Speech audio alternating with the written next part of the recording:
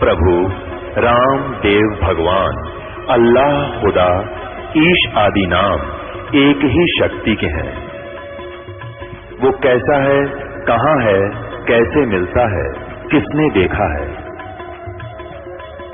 ये प्रश्नवाचक चिन्ह पूर्ण रूप से हटाने के लिए अवश्य सुनिए जगत गुरु तत्वदर्शी संत रामपाल जी महाराज के अमृत वचन सर्व पवित्र धर्मों के पवित्र शास्त्रों के आधार पर।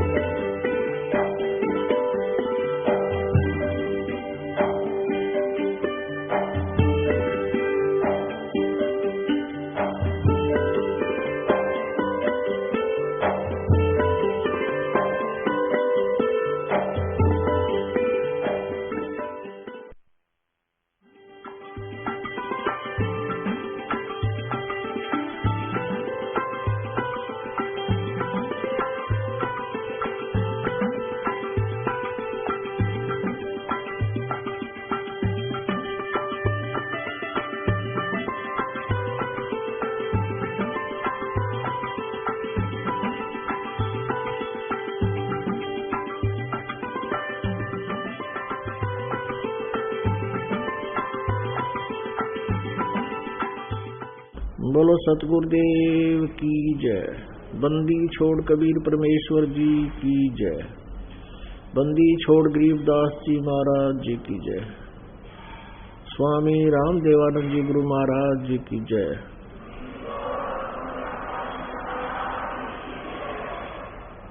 सर्व संतों की जय, सर्व भक्तों की जय, धर्मी पुरुषों की जय, श्री काशी धाम की जय, श्री छुडानी धाम की जय, श्री क्रोथा धाम की जय, श्री बरवाला धाम की जय। सत साहिब गरीब नमो नमो सतपुरुष को नमस्कार गुरु की नहीं। सुर नर मुनि जन साधुआ संतों सर्वस दे नहीं। सतगुरु साहिब संत सब दंडोतम प्रणाम। आगे पीछे मज हुए तिनको जा कुर्बान। नराकार निर्विषम काल जाल वैवंजनम निर्लेपम निज निर्गुणम अकल अनुबेशुंदरम। सोहम सुरति समाप्तम सकल समाना नीरतलय उज्ज्वल हीरंबर हरदमम बेपरवा अथाहे वार पार नहीं मज्जतम। ग्रीव जो सुमरै सिद्ध होई गणनायक गलताना। करो अनुग्रह सोई पारस पद परवाना। आदि गणेश मनाऊं गणनायक देवन देवा। चरण कमल लो लाऊं आदंत करूं सेवा। परम शक्ति संगीतम रिद्धि दाता सोई। अवगत गुण अतीतम सत्पुरुष निर्मोही। जगदम्बा जगदीशम मंगल रूप मुरारी। तन मन अर्पो शेषम भक्ति मुक्ति भंडारी। सुर नर मुनि जन ध्यावे ब्रह्मा विष्णु महेशा। शेष शेष मुख गावे पूज्य आदि गणेशा। इंद्र कुबेर सरीखा वरुण धर्म राय ध्यावे। समर्थ जीवन जी का मन इच्छा फल पावे। 33 कोटि आधारा जावे शेष 88। उतरे भव जल पारा कट है यम की फांसी। 33 कोटि आधारा जावे शेष 88। उतरे भव जल पारा कट है यम की फांसी। कर जोरों विनती करूं दरों चरण पर शीश। गुरु जी राम देवानंद जी महाराज जी ने दियो नाम बख्शीश।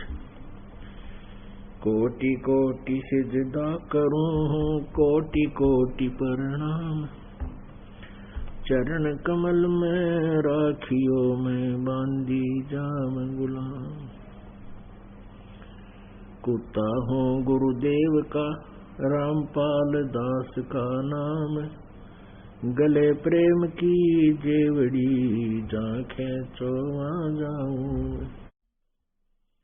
तो करो तो बावड़ू, दूर दूर करो तो जाऊं, जो राखो त्यों ही रहूं, जो देवो सुख। जय इब कै सतगुरु मिले, सब दुख आँखों रोए, चरणों ऊपर शीस धरूं, कहूँ जो कहनी हो। कबीर साईं मिलेंगे, पूछेंगे कुशलात, आदि अंत की सब कहूँ, अपने दिल की बात। गुरु जी तुम ना भूलियो,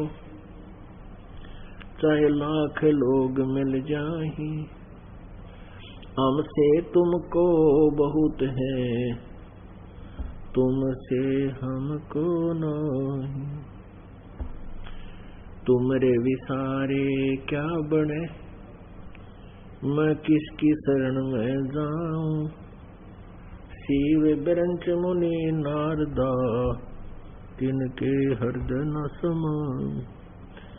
अवगुण किए तो बहुत किए, करत न मानी हारे। बावे बंदा बख्श दियो, बावे गर्दन उतारो। अवगुण मेरे बाप जी, बख्शो गरीब नवाज। जो मैं पूत कपूत हूँ, बोर पिता को लाज। मैं अपराधी जन्म का, नक्सिक भरे विकार। तुम दाता दुख भंजना, मेरी करो संभार। परमपिता परमात्मा पूर्ण ब्रह्म, सारी सृष्टि के रचनहार कुल मालिक कबीर परमेश्वर जी की असीम कृपा से आप जी ये सत्यनारायण कथा सुनने के लिए उपस्थित हुए। सत्यनारायण किसे कहते हैं? सत्यनारायण का अर्थ है अविनाशी परमात्मा।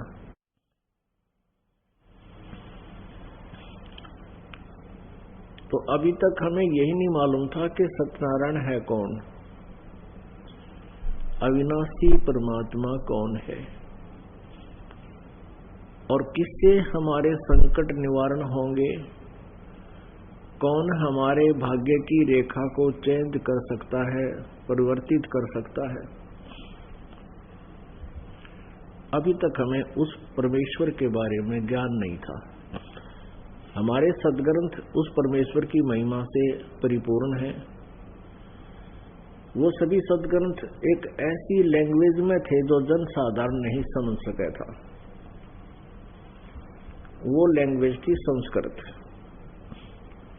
और संस्कृत भाषा के पढ़ने का एक ही वर्ण को अधिकार था, ब्राह्मण वर्ण को।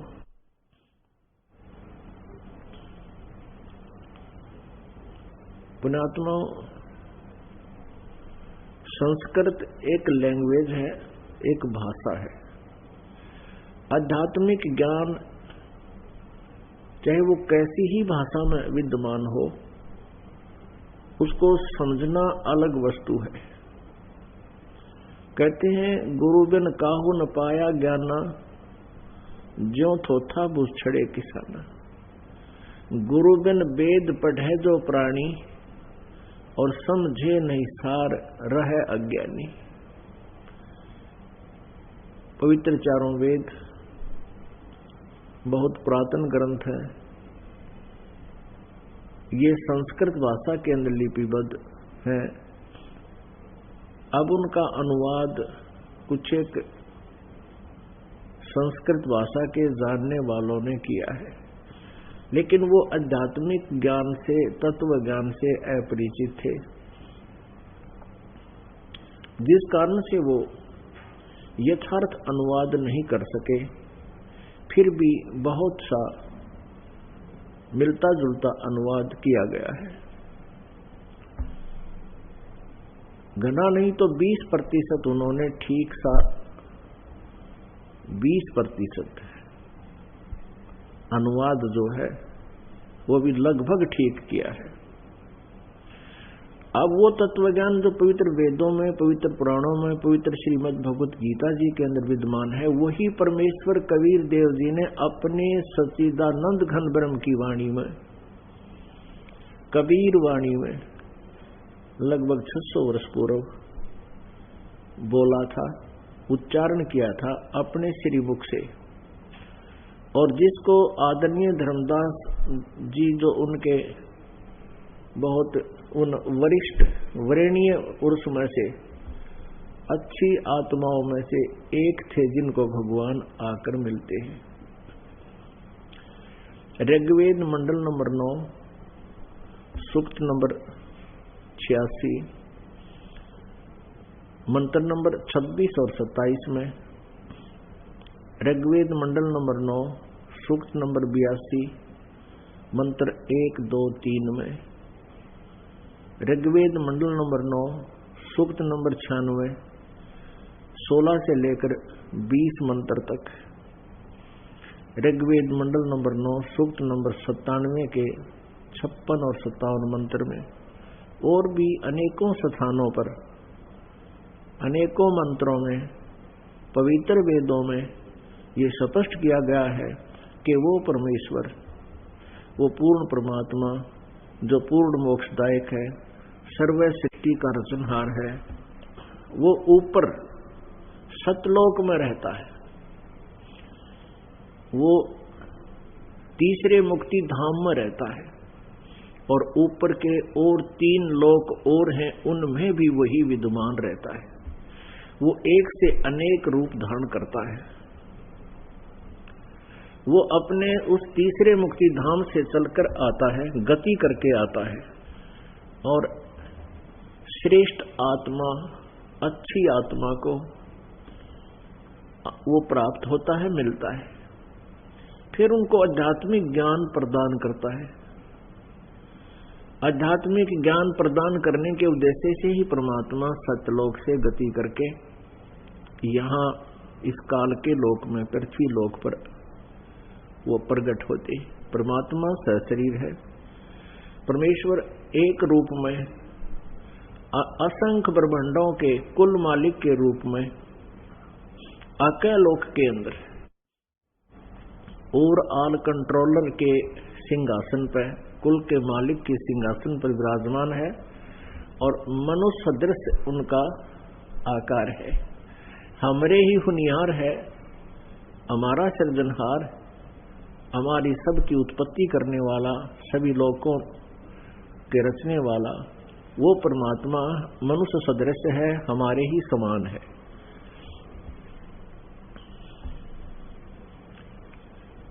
वो वहां तख्त पर विराजमान है, बहुत बड़े गुंबद के अंदर। एक बहुत बड़ा गुंबद है, तेज पुंज का बना हुआ। जैसे यहाँ तो सीमेंट से बनता है, वहाँ सब मटेरियल और शरीर सभी आत्माओं का वो एक तत्व से है, नूरी शरीर, नूर से, तेज तत्व से बना हुआ है। तो उसके बीच में परमात्मा का एक सिंहासन है, उस पर वो परमेश्वर विराजमान है। सचखंड के अंदर भी उसका ऐसा ही स्वरूप है, सतलोक के अंदर भी ऐसा है, फिर अलख लोक के अंदर भी ऐसा ही है, फिर अगम लोक में भी ऐसे ही, और अकय लोक में भी वो एक ही परमात्मा बैठा है। उनके प्रत्येक लोक में उनके शरीर की रोशनी अर्थात नूर का अंतर है। सचखंड में, सतलोक में परमात्मा सहशरीर है, मनुष्य सदृश है। वहां उनके एक रोमकूप में इतनी रोशनी है, करोड़ सूर्य, करोड़ चंद्रमा की मिली जुली रोशनी भी उस परमात्मा के एक रोमकूप के तेज के सामने फीकी रहे। वो परमात्मा यदि उस शरीर युक्त यहाँ एज इट इज आ जावे तो हमारी सबकी आंखें उल्लू की तरह बंद हो जाएं, जैसे उल्लू सूर्य को देख नहीं सकता। इसलिए वो परमात्मा अपना हल्का तेज पुंज का रूप बना के और वहां से गति करके यहां प्रकट होता है। इसलिए वो परमात्मा के दो शरीर हैं, एक हल्के तेज पुंज का। यजुर्वेद अध्याय नंबर 5 के श्लोक नंबर 1 में 2 बार गवाही दी है, अग्ने तनुरसी विष्णुवे तवा सोमस्य तनुरसी। अग्नि माने परमेश्वर, तनु माने सहशरीर, असी माने है परमेश्वर सहशरीर है। हे परमेश्वर आपका तेजो में शरीर है। और विष्णुवे तवा सोमस्य तनुरसी, विष्णुवे माने सबका पालन पोषण करने के लिए, तवा माने उस, सोमस्य माने अमर पुरुष का, तनु मीन शरीर, असी माने है। वो परमात्मा सतलोक से चलकर आता है, यहां अतिथि रूप में आता है। अतिथि माने मेहमान, गेस्ट।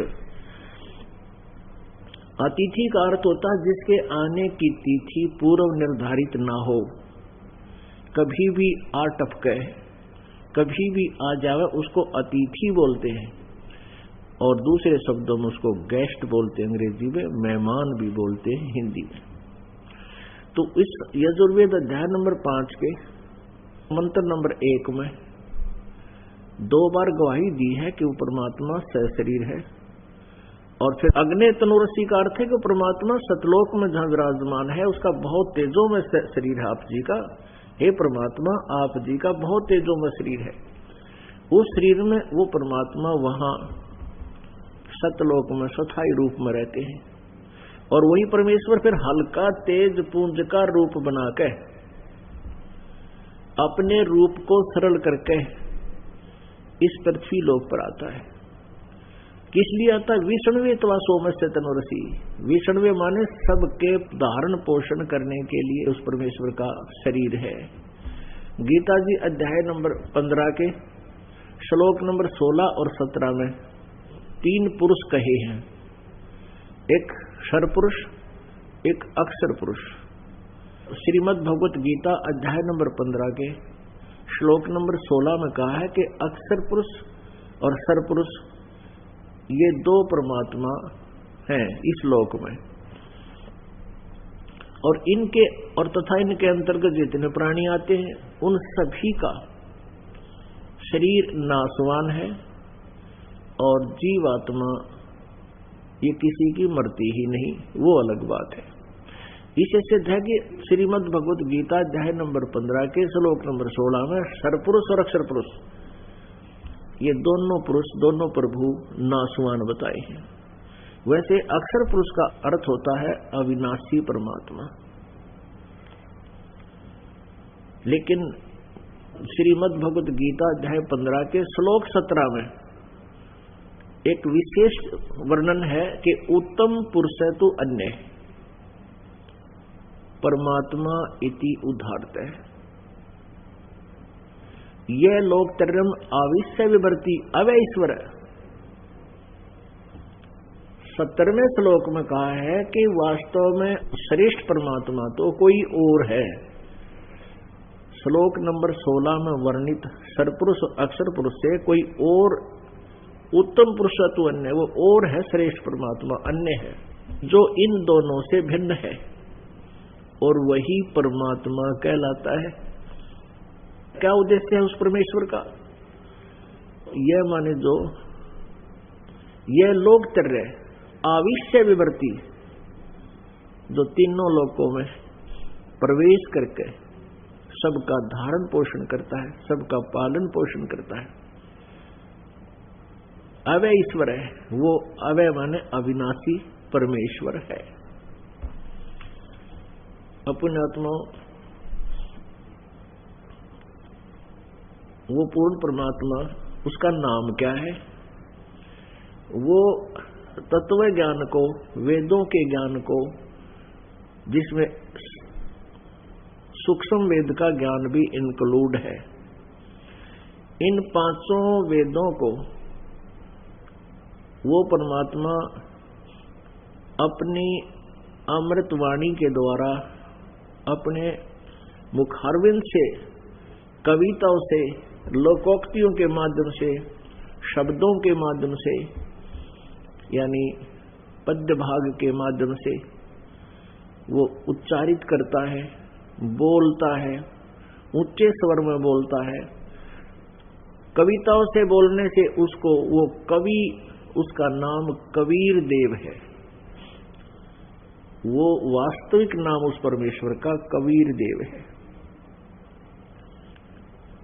हम उसको देव माने साहब कहो, राम कहो, परमेश्वर कहो, हम उसे कबीर देव कहने लगे, कबीर साहब कहने लगे। कबीर, हम वै को बै बोलते हैं। जैसे वेदों को अपनी लोकल लैंग्वेज में हम वेद कहते हैं, वेद। ऐसे ही तो हम कबीर, उस कबीर देव को, देव माने साहब, भगवान राम, हम कबीर साहब कहने लगे, कबीर देव कहने लगे, कबीर परमेश्वर कहने लगे। बात एक ही है। तो वो परमात्मा कबीर देव है, वो कबीर साहब है जो अंगारी असी, कबीर अंगारी असी, बम्बारी असी, सवर ज्योति रत धामा असी। वो परमात्मा बंदी छोड़ है। यजुर्वेद अध्याय नंबर 5 के मंत्र नंबर 32 में कहा कि कबीर बम्बारी असी, उसमें कबीर लिखा है, हम कबीर बोलते हैं। कबीर अंगारी असी, अंगारी माने अग माने पाप, अरि माने शत्रु, पापों का शत्रु। बम्भारी माने बम्ब माने बंधन, अरि माने शत्रु, बंधनों का शत्रु। वो बंदी छोड़ है, हम उसे बंदी छोड़ कहते हैं। जो बंद से छुड़वा दे, वो बंद को काटने वाला, बंद से छुटवाने वाला, कर्मों के बंधन से छुटवाने वाला, पाप कर्मों का नाश करने वाला। वो सवर ज्योति, स्वयं प्रकाशित रतधामा, सतलोक में रहता है, सतलोक युक्त है, सतलोक का वासी है। ये विवरण है यजुर्वेद अध्याय नंबर 5 के मंत्र नंबर 32 में। यजुर्वेद अध्याय नंबर 5 के मंत्र नंबर 1 में 2 बार परमेश्वर सहशरीर लिखा है। अग्ने तनुरसी, इसका तात्पर्य है कि हे परमात्मा, आप जो तीसरे मुक्ति धाम में स्थिर हो, रहते हो, आपका तेजो में शरीर है। विष्णुवेतवा सोमे से तनुरसी, सबका धारण पोषण करने के लिए, सबका पालन पोषण करने के लिए श्रीमद् भगवत गीता अध्याय नंबर 15 के श्लोक 17 के अनुसार सबका धारण पोषण करने के लिए तवा माने उस, सौमस्य माने अमर पुरुष का, उस सत्य पुरुष का, उस सत्यनारायण का, उस अविनाशी परमेश्वर का शरीर है।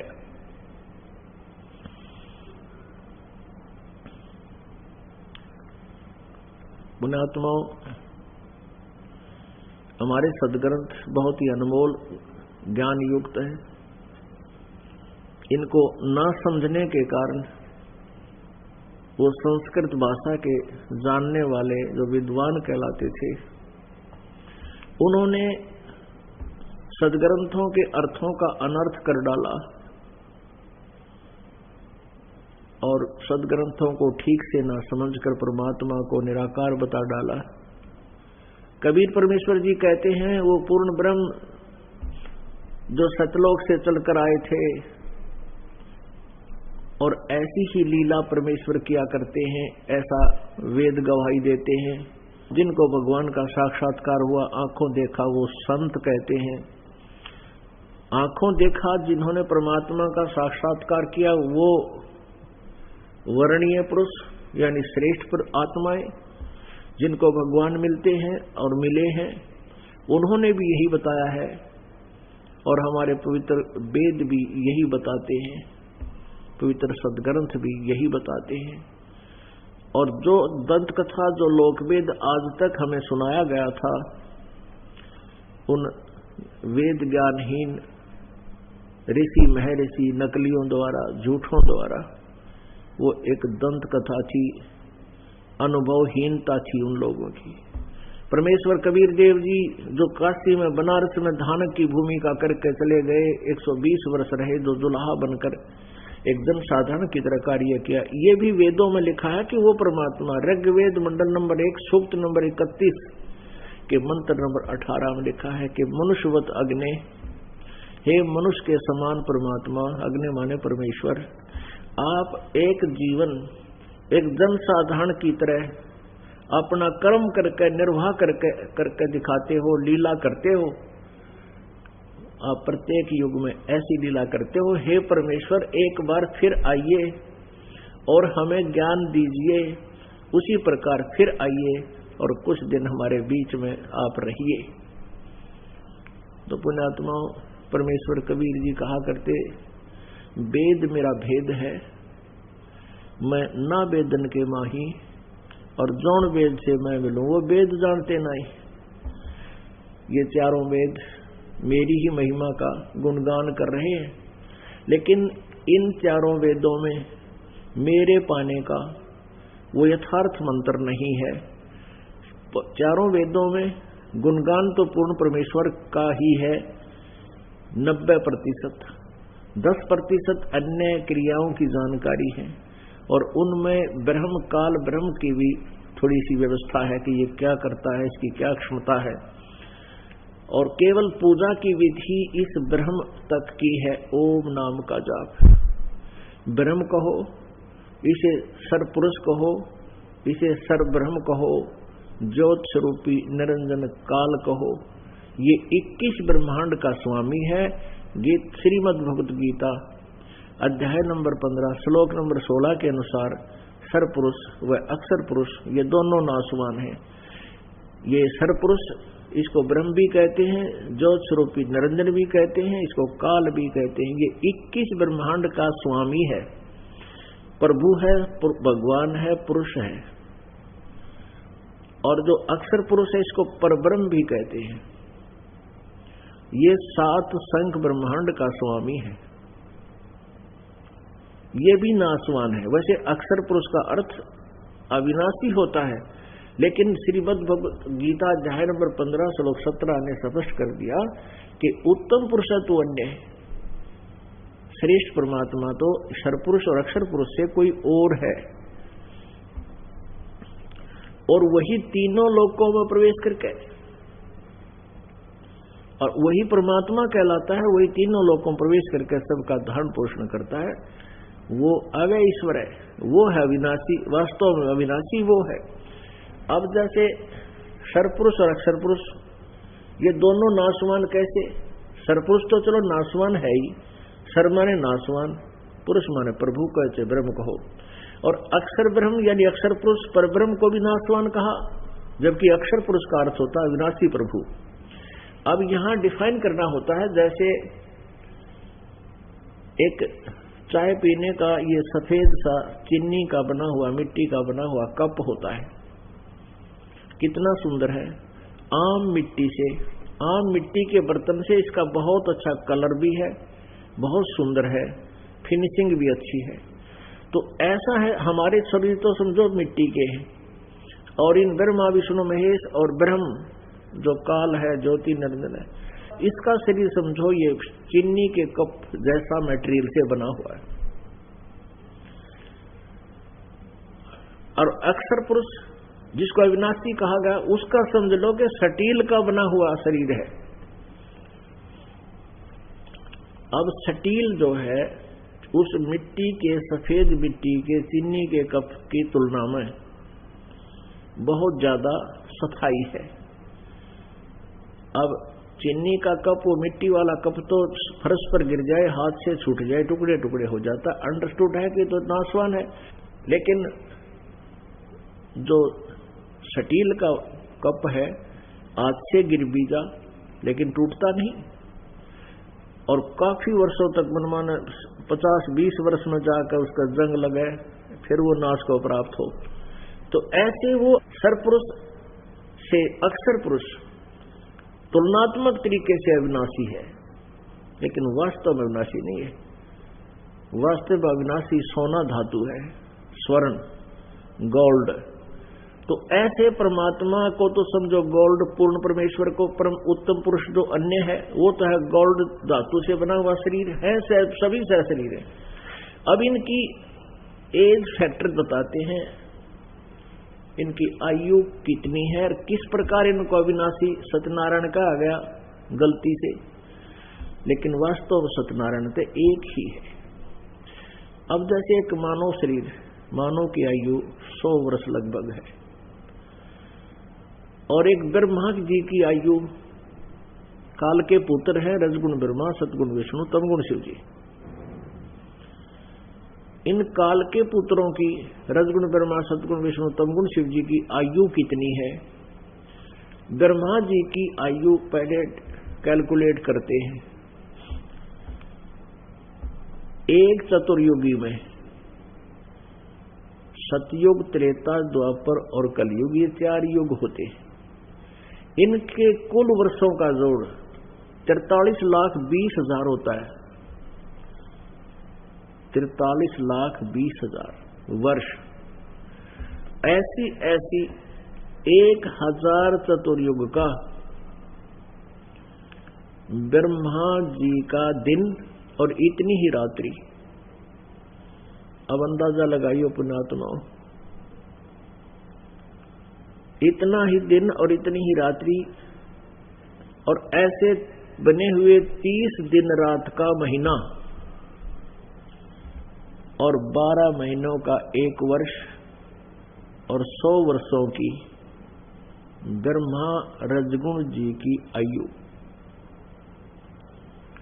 अब जब कैलकुलेट करने लगो तो बहुत लंबे चौड़े, अगर वर्ष अपने वाले मनुष्य वर्षों से गिने तो गिनती बहुत मुश्किल हो जाए, इसलिए इनको ऐसे गिना जाता है कि ऐसे महीने वर्ष बनाए। तो ब्रह्मा जी की 100 वर्ष की आयु, ऐसे बने हुए 100 वर्ष, और विष्णु जी की इससे 7 गुना लंबी आयु, और विष्णु जी से 7 गुना स्तम गुण शिव जी की आयु, जो काल का पुत्र है। पुण्यात्माओं, और 70,000 बार जब ये काल का पुत्र शिव मर लेगा, यानी शिव का मरना तात्पर्य है कि 7 ब्रह्मा मर लेंगे जब एक विष्णु मरेगा, 7 विष्णु की मृत्यु हो लेगी तब एक शिव मरेगा। ऐसे 70,000 बार दो शिव मर लेगा की मृत्यु हो लेगी, तब एक ब्रह्मांड का विनाश होगा, सभी प्राणियों का नाश होगा, दुर्गा और काल की भी मृत्यु होगी। दुर्गा और ये काल यानी सरपुरुष, ये पति पत्नी हैं। इनका यहां विनाश होगा, इनके भी शरीर नष्ट होंगे। फिर परमेश्वर की एक लीला है, परमात्मा कबीर परमेश्वर का बनाया विधान है कि फिर ये दूसरे ब्रह्मांड में चले जाएंगे। वहां दुर्गा और इस ब्रह्म का, सरपुरुष का शरीर अपने आप निर्मित हो जाता है, युवा, दोनों युवा हो जाते हैं, और फिर ये अपना कुछ वचन से, कुछ मैथुन क्रिया से सृष्टि उत्पन्न करते हैं। तो ऐसे जो एक ब्रह्मांड का विनाश हुआ 70,000 बार त्रिलोकीय शिव की मृत्यु के उपरांत, तो ये एक युग हो गया किसका? अक्षर पुरुष का। अब अक्षर पुरुष की आयु की कैलकुलेशन ऐसे होगी, अक्षर पुरुष का एक युग हो गया,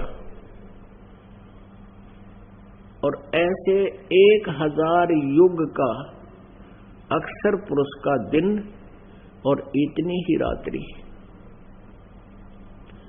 ऐसे ही 30 दिन रात का महीना और 12 महीनों का 1 वर्ष, और ऐसे बने हुए 100 वर्ष की उस अक्षर पुरुष यानी पर ब्रह्म की आयु, तब उसकी मृत्यु होगी। पुण्यात्माओं, विचार करो, हिसाब लगाओ, सत्यनारायण कौन है? और परमात्मा कबीर जी कहते हैं कि अरबों तक ब्रह्मा मर गए और 30 करोड़ कन्हैया है, और करोड़ों तेरे शिव जी मर गए, मेरी एक नहीं पलैया। परमेश्वर जी कहते हैं कि मेरा तो एक पल भी नहीं गया है, क्योंकि वो नाशवान अविनाशी है, नाशवान नहीं है। नाशवान की आयु का पलों में गिनती होती है, समय निर्धारित होते हैं, वर्षों में गिनती होती है। कहते मेरी नहीं एक पलैया, तो वो सत्यनारायण कौन है?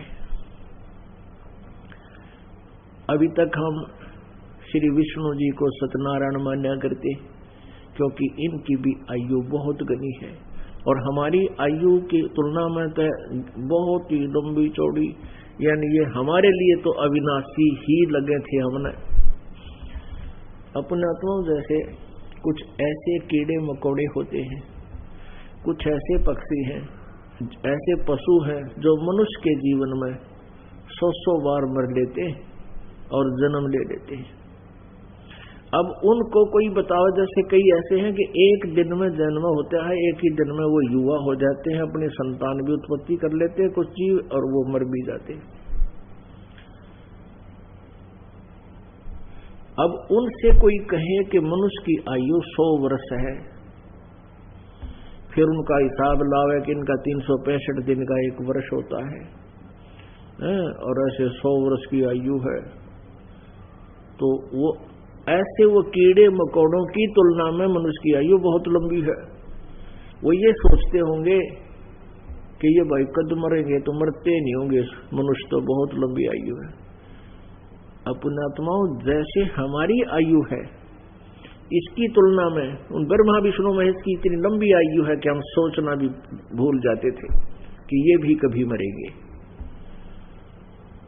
और फिर ब्रह्म की सरपुरुष की आयु 70,000 बार एक त्रिलोकीय शिव मर ले, तब ब्रह्मलोकीय उस काल रूपी शिव सदा शिव की मृत्यु होती है ब्रह्म की, और उसका वो एक योग हो गया परब्रह्म का, अक्षर पुरुष का। ऐसे 1000 बार योग काल मर ले जब तो उसका एक दिन हुआ, इतनी रात्रि, 30 दिन रात का महीना, 12 महीने का एक वर्ष, 100 वर्ष की आयु उस अक्षर पुरुष की। श्रीमद् भगवत गीता अध्याय नंबर 15 के श्लोक नंबर 16 में जो सर पुरुष और अक्षर पुरुष बताए, उनकी आयु। और फिर भी मृत्यु, एती उम्र बुलंद मरेगा अंतरे, क्योंकि कोई सतगुरु लगे न कान न भेंटे वो संतरे। यदि इतनी लंबी आयु भी हो जाएगी तो भी अंत में तेरी मृत्यु होगी। कारण क्या है? क्योंकि तुझे वो तत्वदर्शी संत नहीं मिले। कौन से तत्वदर्शी संत? जो श्रीमद् भगवत गीता अध्याय नंबर 4 के और श्लोक नंबर 34 में जिनके विषय में कहा है, उसमें कहा है कि अर्जुन, उन तत्वदर्शी संतों की खोज कर उनको दंडवत प्रणाम करने से, कपट छोड़ करके प्रसन्न करने से, वो तत्व ज्ञान से परिचित तत्वदर्शी संत उस परमात्म तत्व को बताएंगे, उसका ज्ञान कराएंगे। वो तत्व ज्ञान कौन सा है? श्रीमद् भगवत गीता अध्याय नंबर 4 के मंत्र नंबर 32 में उसमें कहा कि जैसा अर्जुन अभी श्रीमद् भगवत गीता अध्याय नंबर 4 श्लोक 25 से लेकर 31 तक तूने जो वर्णन सुना कि कोई तो केवल वेद अध्ययन स्वाध्याय को ही अपना मोक्ष मार्ग मानते हैं, कोई केवल योग अभ्यास करता है, कोई देवताओं की पूजा को, कोई तप करके, कोई क्रियाएं करके, कोई श्वास प्रश्वास की क्रिया को ही देखते रहते हैं। श्वास बाहर जाता उसको ध्यान रखो, अंदर जाता उसको ध्यान रखो। और कुछ तीक्ष्ण अहिंसा व्रतों को ही कर रहे हैं, जैसे मुंह पर पट्टी बांध के घूमना, नंगे पैरों घूमना। कहते इस तरह की जो साधनाएं जो साधक करते हैं वो अपनी अपनी साधना को पाप नाशक मानते हैं, मोक्षदायक मानते हैं। अगर यदि उनको ये पता लग जावे कि ये मोक्ष मार्ग नहीं है, तुरंत त्याग दे। लेकिन जो भी जो साधना कर रहा है उसको सही मानकर लगा हुआ है ना, तो एक दिन भी ना करे इंसान। फिर बताया चौथे अध्याय के 32वें श्लोक में कि उस परमेश्वर के, परमात्मा के पाने की यथार्थ भक्ति विधि, परमेश्वर सच्चिदानंद घन ब्रह्म की वाणी में ब्रह्मणे मुखे। अब यहाँ पुण्यात्माओं थोड़ी सी गड़बड़ कर रखी अनुवाद करता हूं ने, श्रीमद् भगवत गीता अध्याय नंबर 4 के श्लोक नंबर 32 में। यहाँ ब्रह्मणे मुखे का अर्थ उन्होंने गलत अनुवाद ये कर दिया कि ब्रह्मणे मुखे का अर्थ कर दिया वेद की वाणी में। नहीं, ब्रह्मणे माने सच्चिदानंद घन ब्रह्म की वाणी में, उसके मुखे माने उसके मुखारविंद से उच्चरित वाणी में, उनके मुख कमल से बोले गए ज्ञान, उस तत्व ज्ञान में बहुत विस्तार से कहे गए हैं। और उस तत्व ज्ञान को जानने के बाद तू सब कर्मों के बंधन से पूर्ण मोक्ष प्राप्त करेगा, उनसे मुक्त हो जाएगा। और उस ज्ञान को चौथा अध्याय के 34वें श्लोक में कहा कि उस ज्ञान को तू तत्वदर्शी संतों के पास जाकर समझ। तो उनको विनम्र भाव से प्रार्थना करने से, क्योंकि ये अनमोल मार्ग प्राप्त करना होता है। इसमें कोई आकड़ पाड़ के बोल रहा है तो कोई ना बतावे। आप किसी पड़ोसी से कोई वस्तु मांगने जाते हो तो उसके साथ भी बहुत प्यार से बोलते हो, भूमिका बनाते हो, बच्चे ठीक हैं, क्या करते हैं, फिर बाद में प्रार्थना करते हो कि मुझे ऐसे वस्तु की आवश्यकता है, उधारी मांगते हो कुछ समय के लिए, वो तब देता है। तो आप यदि जाति कहो कि अपना टेलीविजन देना, क्या हमने ऐसे ऐसे करना है, तो आपके बोलने के व्यवहार से वो समझ जाएगा कि वो आदमी ठीक नहीं है, और फिर वो देगा नहीं, कह देगा हमारा तो खराब हो रहा है। और यदि आप विनम्र भाव से भूमिका बनाकर बैठोगे, बतलाओगे और ठीक हो, बच्चे ठीक है, फिर कहोगे जी एक कुछ समय के लिए टेलीविजन चाहिए था, तो वो ना होगा ना, खराब होगा। और पड़ोसी का लाके दे दे मन आपको, अपना तो छोड़, अपना होता ठीक तुरंत दे। तो पुण्यात्मा हमने कल्याण मार्ग पूछना होता है संत से, तो बहुत प्यार से, आधीन्य से, विनम्र भाव से प्रार्थना करें। और तत्वदर्शी संत जो ज्ञान देता है उसमें आपके उस खचड़ा ज्ञान में बहुत अंतर होता है, और आप जी को वो यथार्थ ज्ञान भी कुछ समय के लिए ऊटपटांग लगता है, क्योंकि आपने स्वयं ऊटपटांग ज्ञान ठोक रखा है, अंदर भर रखा है। तो बेशक आपके मन में शंकाएं उत्पन्न होती रहे, पर वो ज्ञान सुनते ही रहना चाहिए। और कुछ दिनों के बाद आपके ज्ञान का आपको ही पता चल जाएगा वो कैसा था। तो ऐसे कहते उस तत्वदर्शी संतों के पास जाकर के विनम्र भाव से उस परमेश्वर के तत्व ज्ञान को समझ। एक तो इससे ये कंसेप्ट क्लियर हो गया कि गीता ज्ञानदाता उस परमेश्वर के, उस सच्चिदानंद घन ब्रह्म की वाणी से परिचित नहीं है, तो वो ज्ञान वेदों और गीता से बाहर का है, जो श्रीमद् भगवत गीता और वेदों में नहीं वर्णित है। यदि वेदों और गीता में वर्णित होता तो ये कहने की आवश्यकता ही नहीं पड़ती कि तत्वदर्शी संत बताएंगे उन तो सुनो। पवित्र यजुर्वेद अध्याय नंबर 40 के मंत्र नंबर 10 से लेकर 13 में एक स्पष्ट प्रकरण दिया है, कंसेप्ट क्लियर किया है। वेद ज्ञान ब्रह्म बोल रहा है, ब्रह्म दे रहा है, और परम अक्षर ब्रह्म के बारे में बता रहा है कि उस परमेश्वर के बारे में कोई तो कहता है वो संभवात माने जन्म लेने वाला, यानी मनुष्य के माँ के गर्भ से जन्म लेकर आता है, प्रकट होता है, साकार होता है। और कोई कहता असंभवात, यानी उसका जन्म नहीं होता, वो निराकार है।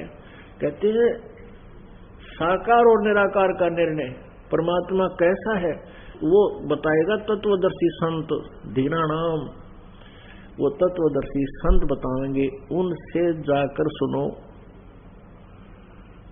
और फिर क्या बताया इन तीनों श्लोकों में, 10, 11, 12, 13, इन 4 श्लोकों में, मंत्रों में, यजुर्वेद अध्याय नंबर 40 के 10 से 13 में फिर ये बताया कि कोई तो एक किसी भाषा विशेष के अक्षर ज्ञान हो जाने से, विद्या प्राप्त हो जाने से उसको विद्वान कहने लग जाते हैं, और जिसको अक्षर ज्ञान नहीं है उसको अविद्वान कह देते हैं।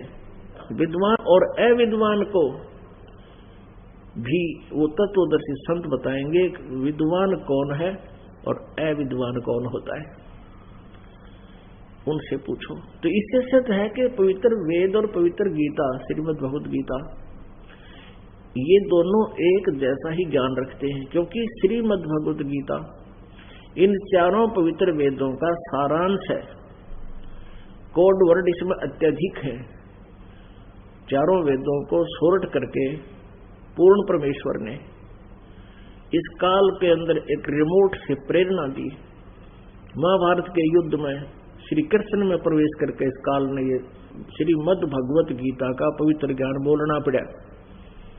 ना युद्ध में और शास्त्र पढ़ने का के तो वहां तो हथियार संभाला कर, कौन सा कारगर है, कौन सा ठाव, कौन सा धरा।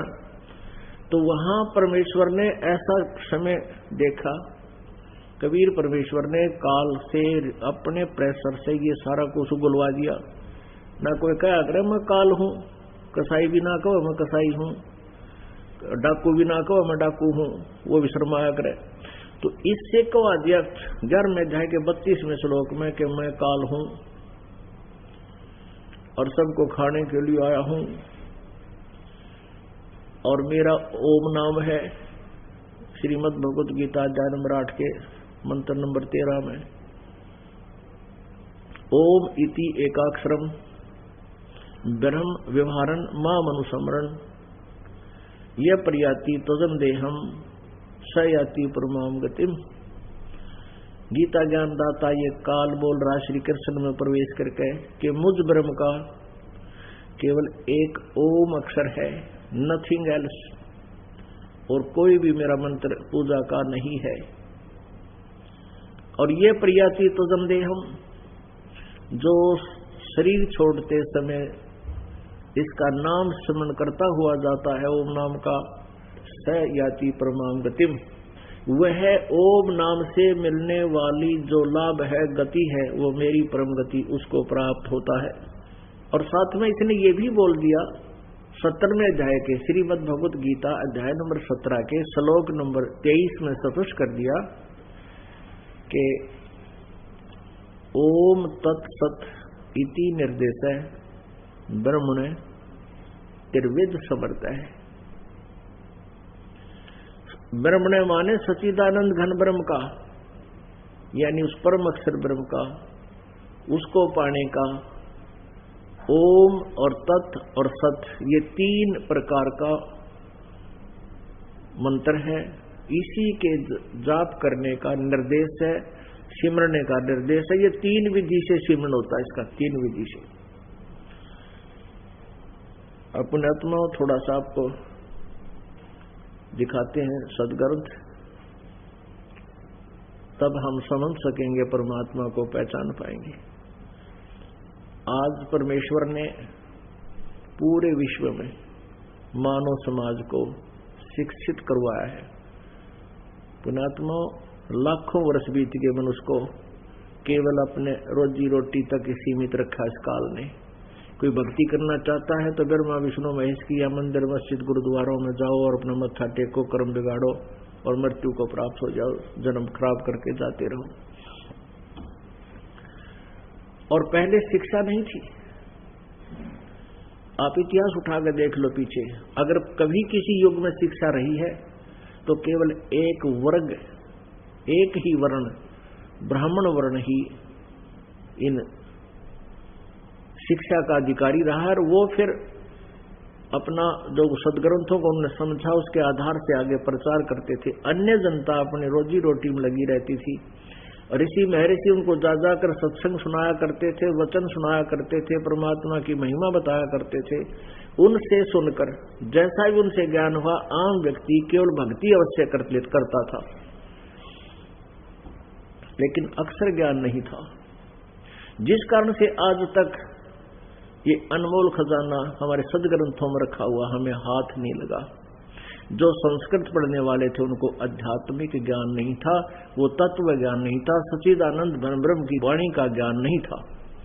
उस सच्चिदानंद घन ब्रह्म की वाणी का ज्ञान नहीं था जो जिसके विषय में श्रीमद् भगवत गीता अध्याय नंबर 4 के श्लोक नंबर 32 में कहा है कि बहुत विस्तार से और बहुत अच्छे प्रकार से बहुत से यज्ञ यानी धार्मिक अनुष्ठानों की विधि उस सच्चिदानंद घन ब्रह्म की वाणी में वर्णित है, और उसको जानने से तू फिर सदा के लिए कर्म बंधन से मुक्त हो जाएगा। और वो ज्ञान तत्वदर्शी संत बताएंगे चौथे अध्याय के 34वें श्लोक में। फिर उस तत्वदर्शी संत की पहचान बता दी 15वें अध्याय के प्रथम श्लोक में कि जो उल्टे लटके हुए संसार रूपी वृक्ष के सब विभाग बता देगा। तना कौन भगवान है, डार कौन भगवान है, शाखा कौन है, जड़ कौन है, सवेदवित वो तत्वदर्शी संत है, वह वेद के तात्पर्य को जानने वाला है।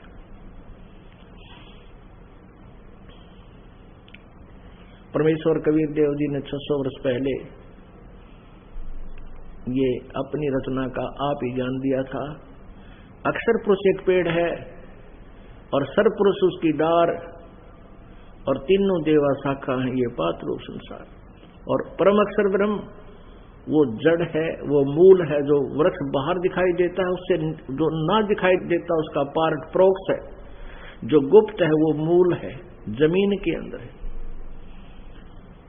तो परमेश्वर ने अपने महिमा आप पर बताई। अक्षर पुरुष एक पेड़ है जो जमीन से बाहर जो तना दिखाई देता है, वो तना तो समझो अक्षर पुरुष है। श्रीमद् भगवत गीता अध्याय नंबर 15 के श्लोक 16 में और 17 का जो वर्णन है वो बताते हैं। और सरपुरुष वा की डार जिसे ज्योति निरंजन भी कहते हैं, एक वृक्ष के पेड़ के आगे चल के डार बन जाती है, डार मोटी मोटे डाले, और फिर उसके शाखा फूटती है। ऐसे वो तीनों देवा शाखा है और पांच रूप संसार। एक बार देखिए इस संसार रूपी वृक्ष के चित्र को। ये है उल्टा लटका हुआ संसार रूपी एक वृक्ष, एक पेड़। इसमें ये ऊपर को जड़ है, ऊर्ध्व मूलम अधः शाखम। श्रीमद् भगवत गीता अध्याय नंबर 15 के श्लोक नंबर 1 में सिर्फ इतना ही वर्णन किया कि ऊपर को जड़ और नीचे को तीनों गुण, रजगुण ब्रह्मा, सतगुण विष्णु, तपगुण शिवजी रूपी शाखा वाला। ऊपर को जड़ तो है देव परम पुरुष यानी परम अक्षर ब्रह्म पूर्ण परमात्मा, तो उसकी जड़ है संसार रूपी वृक्ष की। और बस इतना ही भेद दिया है गीता जी में, ऊर्ध्व मूलम और अधः शाखम।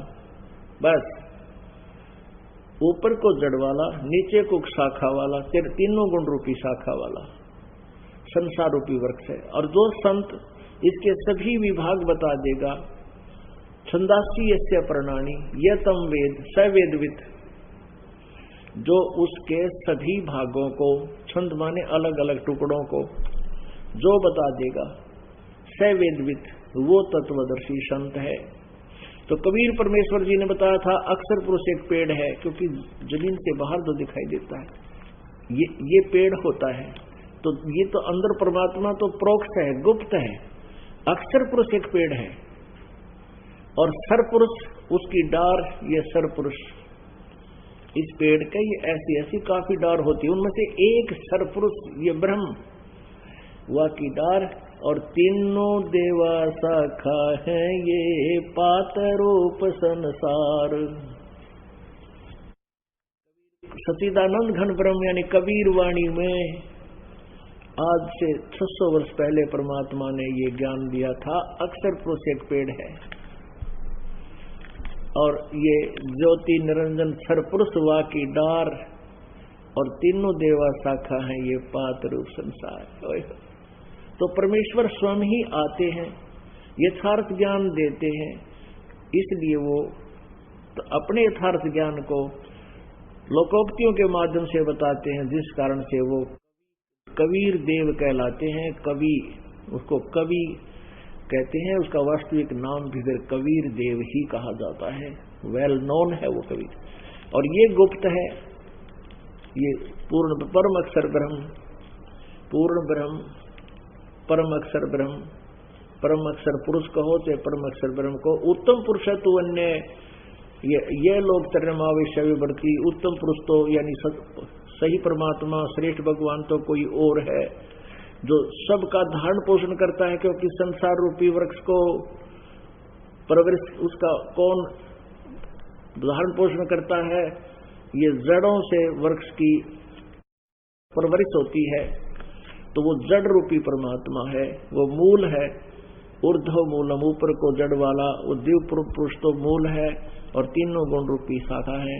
और ये इस प्रकार इस संसार रूपी वृक्ष का विस्तार से विवरण परमेश्वर कबीर देव जी ने अपनी लोकोक्तियों के माध्यम से अपनी अमर वाणी में, कबीर वाणी में बताया था आज से 600 वर्ष पहले। और यही वेद बताते हैं कि वो सच्चिदानंद घन ब्रह्म अपनी वाणी को ऐसे वो अपने मुखारविंद से उच्चारित करता है